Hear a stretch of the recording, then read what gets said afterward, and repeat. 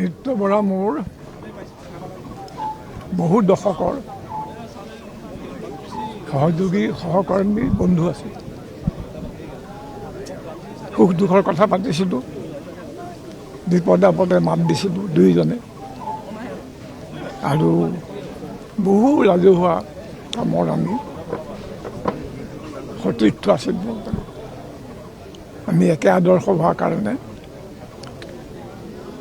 তেওঁ বিশেষকৈ প্ৰতিকূল পৰিস্থিতিত মানে যেতিয়া পৰিৱেশ ভালে থাকে সকলোৱে এটা আদৰ্শ মুকলিকৈ অনুসৰণ কৰে।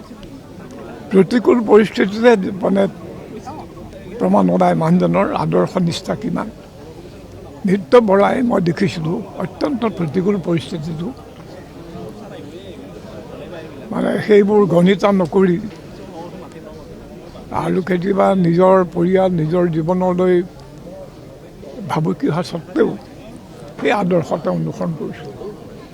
সেইকাৰণে তেওঁ মোৰ বৰ প্ৰিয় আছে, মোৰ শ্ৰদ্ধাভাজন আছে।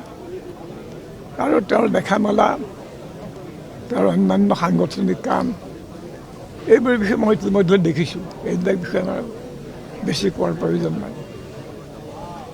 আৰু তেওঁৰ বিয়োগত আমাৰ গুৱাহাটী তথা অসমৰে বামপন্থী আৰু গণতান্ত্ৰিক যিটো চিন্তা আৰু তোমাৰ কাৰ্যকলাপ তাৰ এটা ধৰণী হেৰুৱাৰ নিচিনা হৈছে।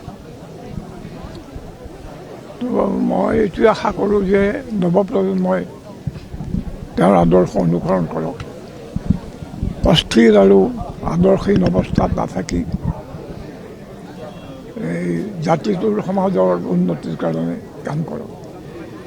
আৰু নিত্য বৰা তেওঁলোকৰ এজন সন্মুখত এজন মানে এটা উদাহৰণ হৈ থাকক। ধন্যবাদ।